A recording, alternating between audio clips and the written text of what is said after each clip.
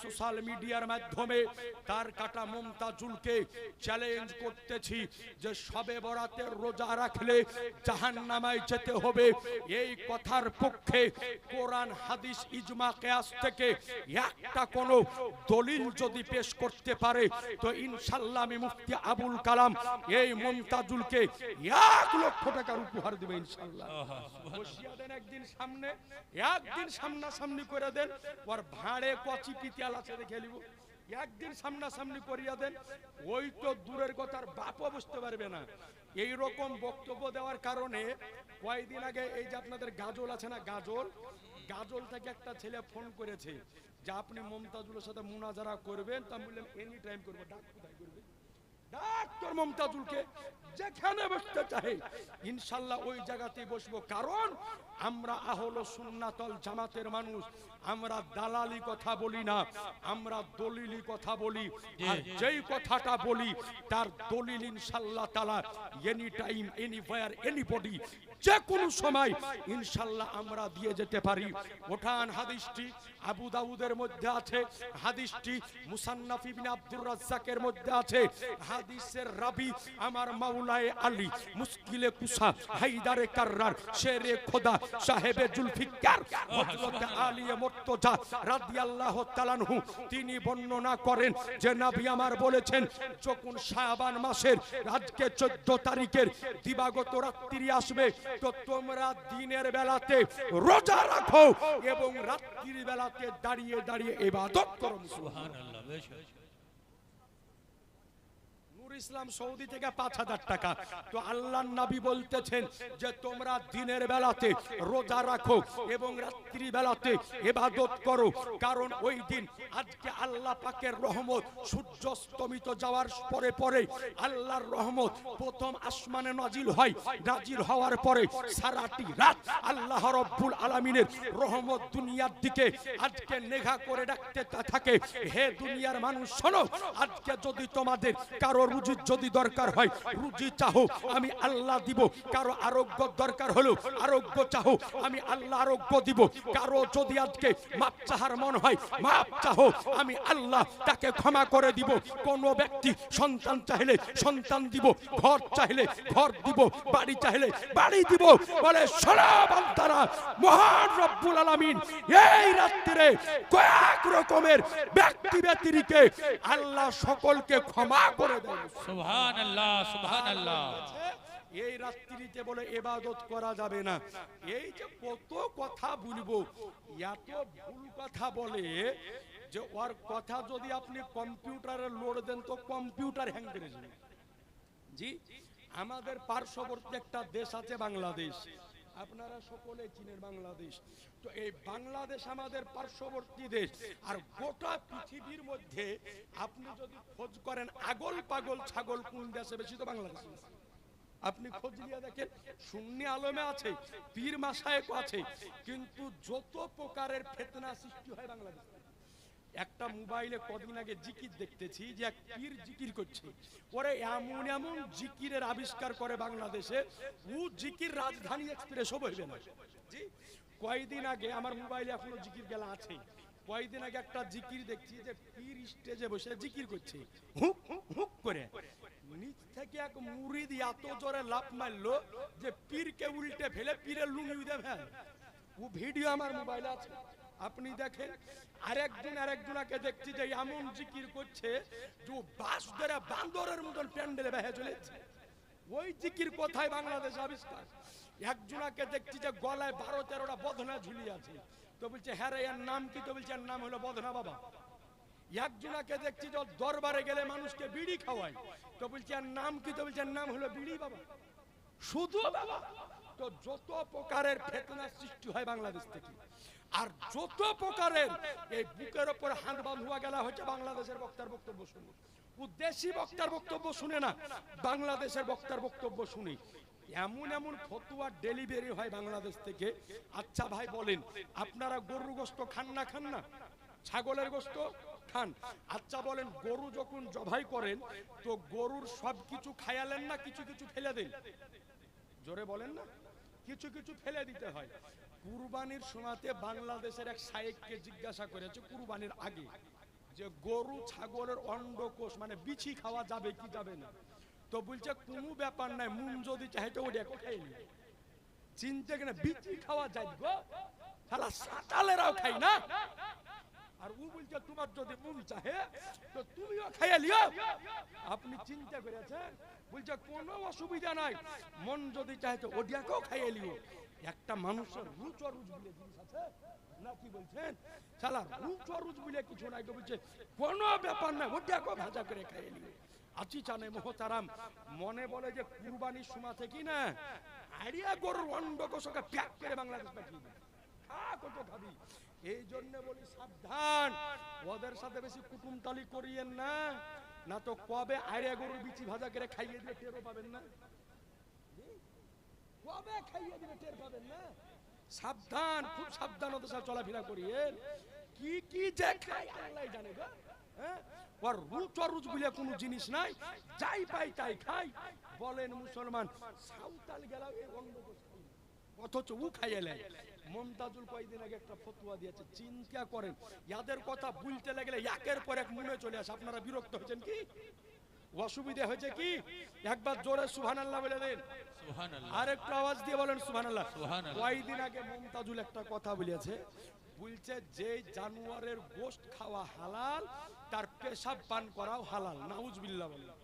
বলছে গরুর গোশত হালাল, ওর পেশাবও পাক, মন চাইলে খেতে পারো। উটের গোশত হালাল, বলছে উটের পেশাবও খাওয়া যায়, কোনো অসুবিধা নাই। আচ্ছা বলেন ভাই,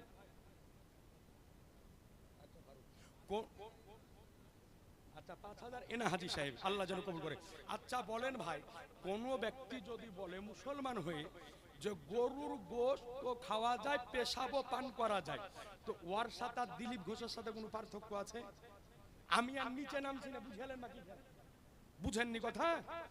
অবস্থা সময় খারাপ, সব কথা ভাঙা বলি না। তো ওর মধ্যে আর দিলীপ ঘোষের মধ্যে কোনো পার্থক্য আছে? ও গরুর মুখ খাওয়ার লেগে ধুয়ে বেড়ায়, ও ধুয়ে বেড়াচ্ছে। চিন্তা করেছে আজ কোন জায়গায় মুসলমান সমাজ ইসলাম সমাজকে পাঠিয়ে দিতেছে। এ আচিচানে মোহতারাম বেরাদারেন ইসলাম। তো এই যে আমাদের পার্শ্ববর্তী দেশ, এর নাম হলো বাংলাদেশ। এই বাংলাদেশের একটা মৌলবী আছে ওহাবিদের, নাম হলো তার আকরামুজ্জামান বিস সালাম। গত বছর শবে বরাতের সময় একটা কথা বলেছে যে শবে বরাতের রাত্রিতে মসজিদে গিয়ে ইবাদত করার চাইতে বেশ্যাখানাতে রাত কাটানো ভালো। বলেন নাউজুবিল্লাহ। শুনেননি অনেকেই কথা বলছে যে শবে বরাতের রাত্রিতে মসজিদে ইবাদত করার চাইতে পতিতালয়ে বেশ্যাখানা যাওয়া মেলা ভালো। জোরে নাউজুবিল্লাহ বলেন। আস্তাগফিরুল্লাহ, নাউজুবিল্লাহ। এত বড় কথা যদি কোনো ব্যক্তি বলে তো ওর কথা মানা যাবে? একটু জোরে বলতে হবে। জি না, ওর কথা মানা যাবে না। কারণ আল্লাহর ইবাদত যে কোন রাত্রিতে যে কোন দিনে যদি কোনো ব্যক্তি করে, তাকে আজকে বাধা দেওয়া যাবে না। হোক সেটা শবে বরাতের রাত, হোক সেটা শবে মিরাজের রাত, হোক সেটা আজকে ঈদে মিলাদুন নবীর রাত, হোক সেটা যে কোনো তারিখের রাত, যে কোনো দিন যে কোনো সময় মসজিদে ঢুকে আল্লাহর ইবাদত শর্ত সাপেক্ষে করা হলো শরীয়তের বিধানে শুধু জায়েজ নয়, বরং নেকির কাজ। বলেন সুবহানাল্লাহ। কিন্তু আজ এই মুসলমানকে এই শবে বরাতের রাত্রির ইবাদত থেকে এরা দূরে হটিয়ে দিতে চাইতেছে। এইবার শোনেন, এই শবে বরাতের দিন হালুয়া রুটি হয়, আপনাদের গায়ে হয়? করেন না হালুয়া রুটি? তো এই শবে বরাতের দিন হালুয়া রুটি হয়।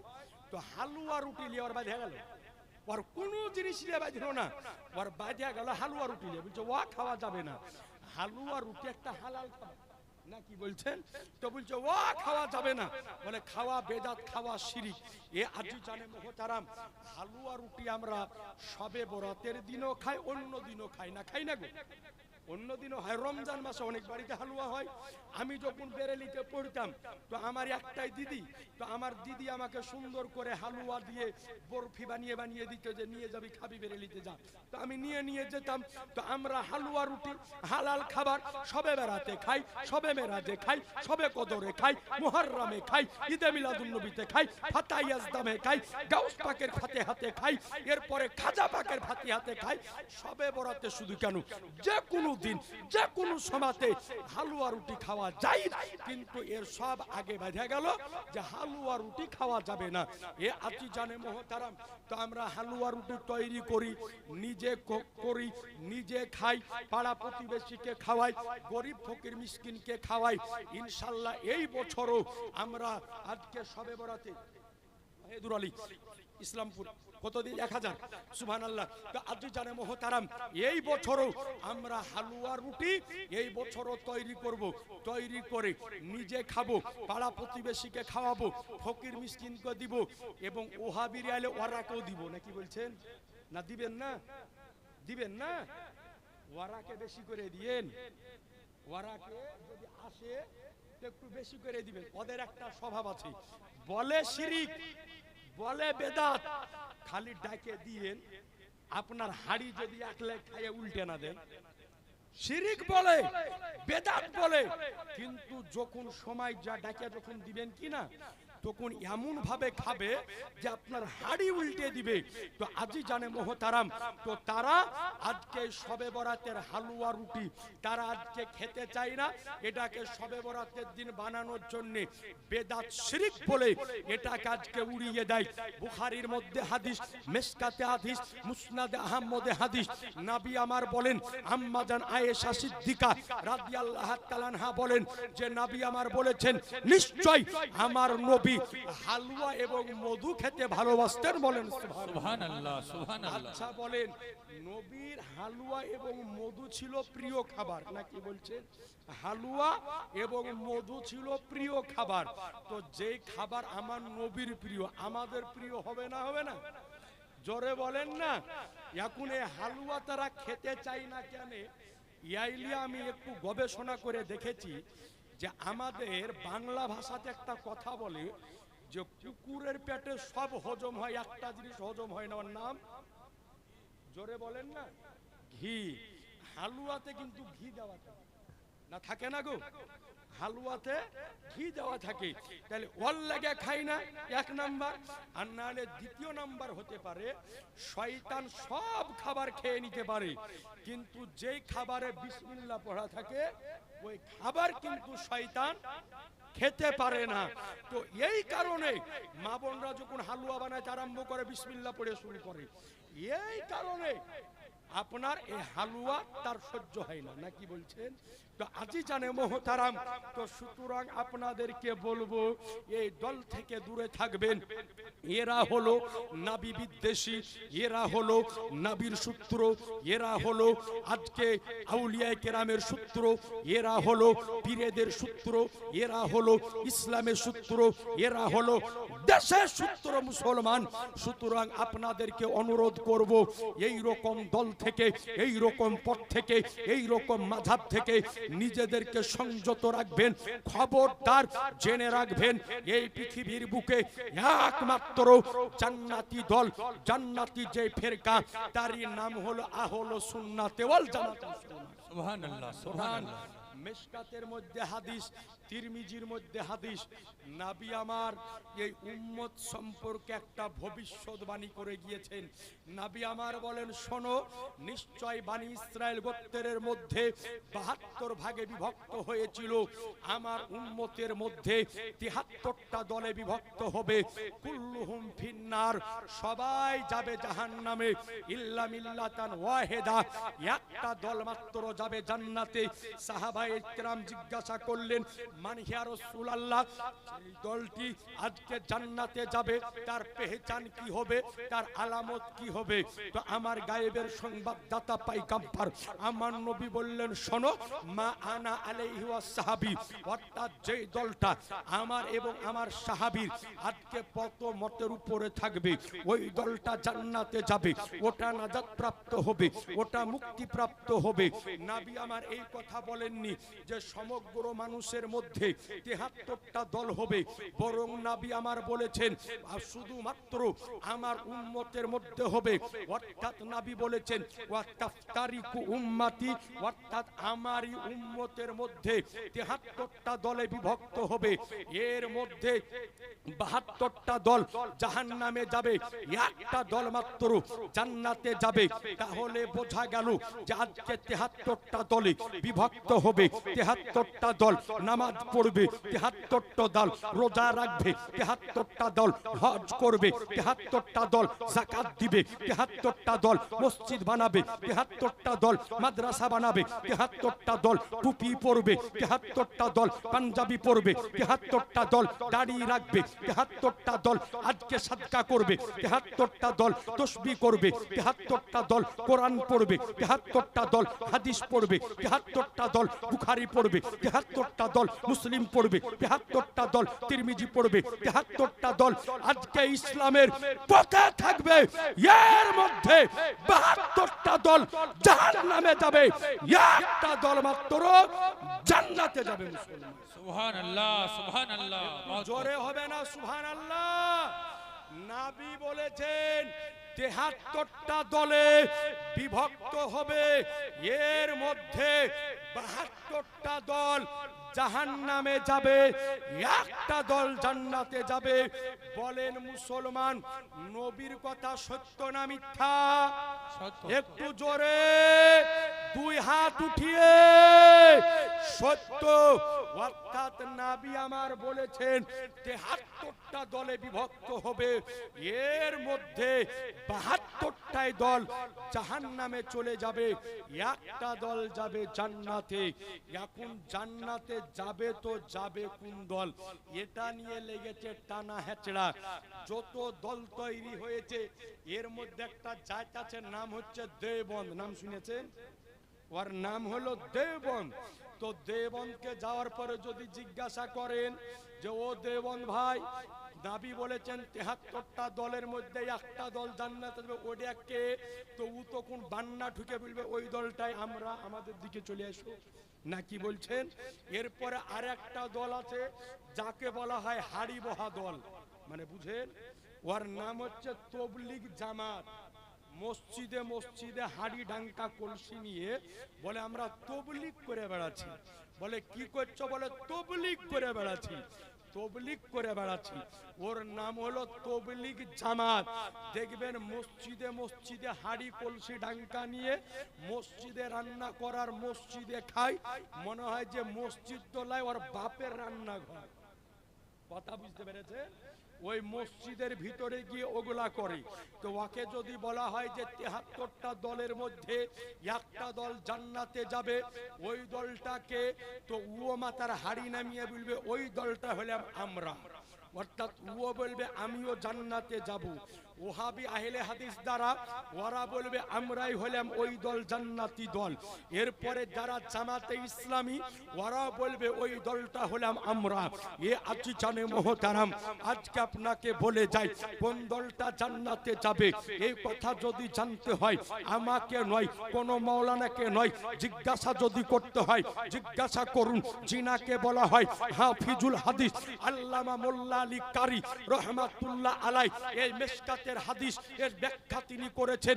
মেশকাতের সারা মেরকাতুল মাফাতি পিওর আরবিতে লেখা, দেওবন্দ থেকে ছাপ, 381 পৃষ্ঠা।